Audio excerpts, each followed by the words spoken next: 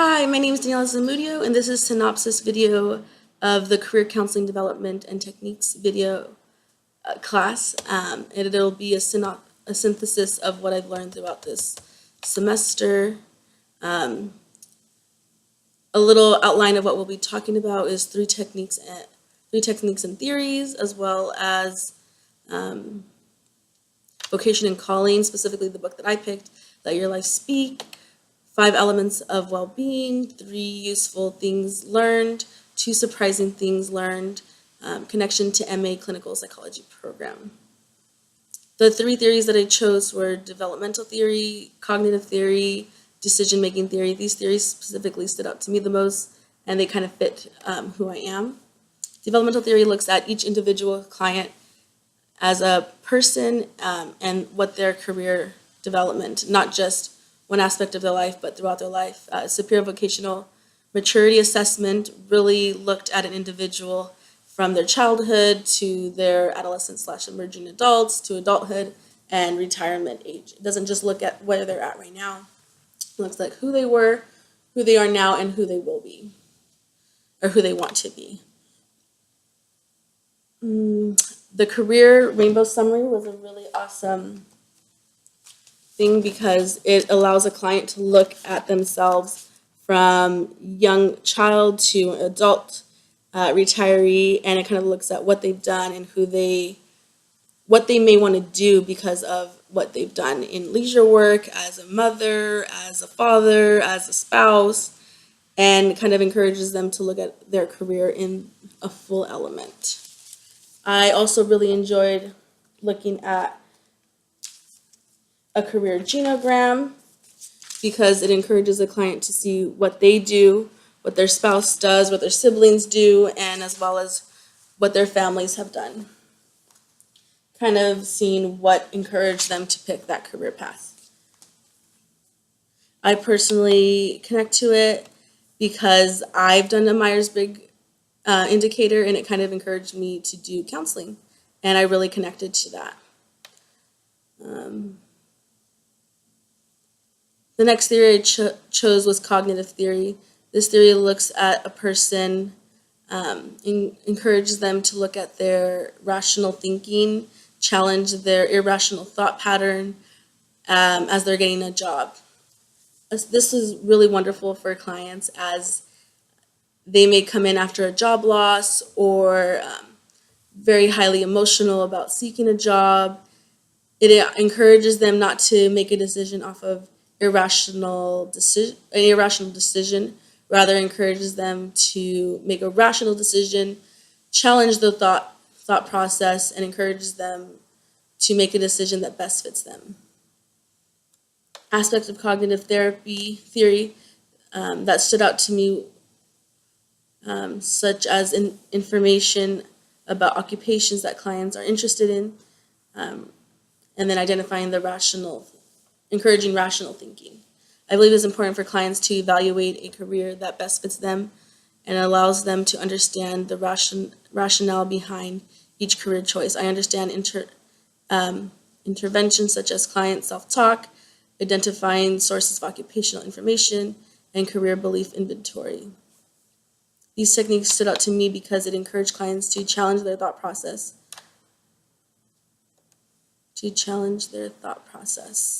And pick the career that best fits them. Especially after a job loss, it's so easy just to pick whatever first job that they are offered, but encourage them to continue to seek a career that best fits them is what we can do. We can encourage them to pick a career that best fits who they are, more at the cognitive level rather than the emotional level. And I think this is a great way to help clients. And that kind of leads into the next one, decision-making theory. Decision-making theory looks at how a client develops over time to their current career development position. Their theory really tries to understand individuals' values in order to align their values with possible careers. In the LibTech text, we have exploration, and it kind of has a general 1 to 11 values that a client may have. And this is a great thing to be able to help clients connect what values they have into what careers specifically for me. My values are family orientation, education opportunities, and leisure orientation. I love MFT because it strongly encourages you to continue to learn about best ways to help your client, and it challenges you in that aspect, and that's why it really connects with my values in that, as well as family orientation. I'm able to work with kiddos and I'm able to work with families, and I have such a great family relationship, and I want to encourage clients to have that in whatever aspect it may be. Um, so yeah, it challenges me, and I really enjoy that. It explores why clients make decisions and often encourage them to make decisions for more of a reasonable decision. Yeah.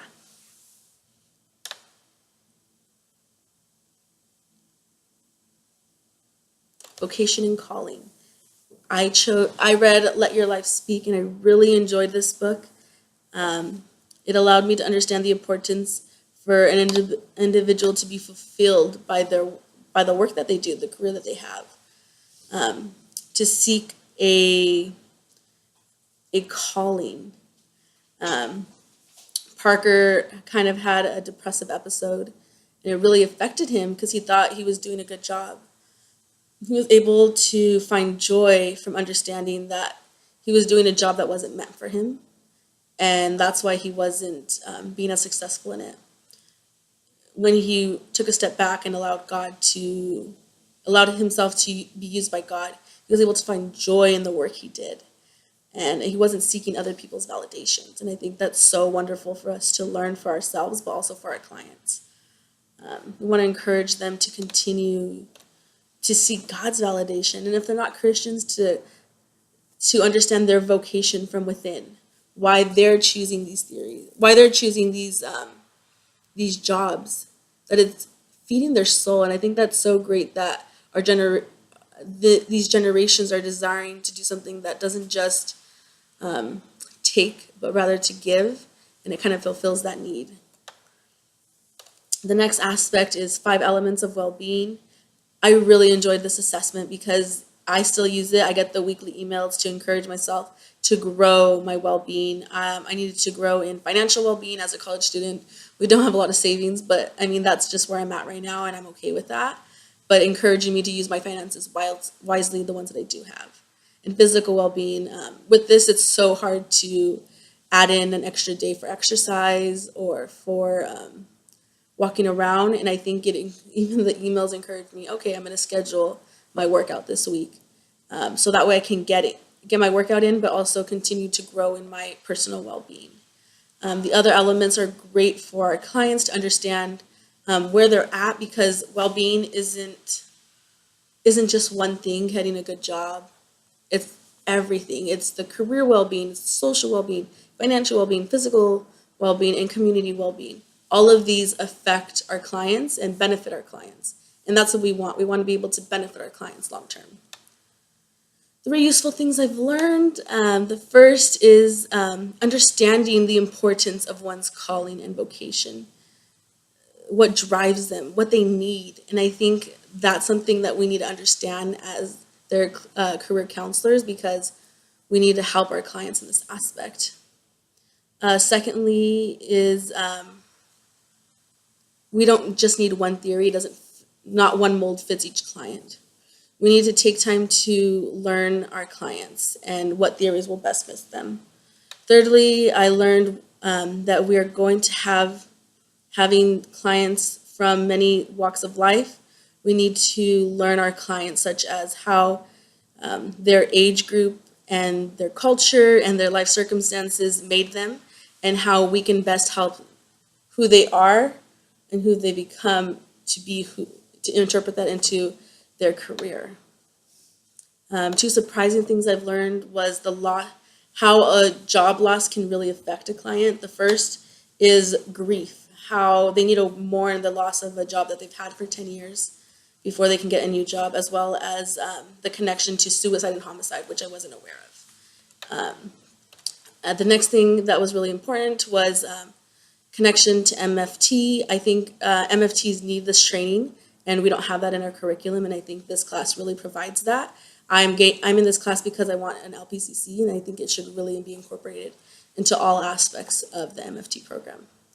Thank you so much for your time. I appreciate it.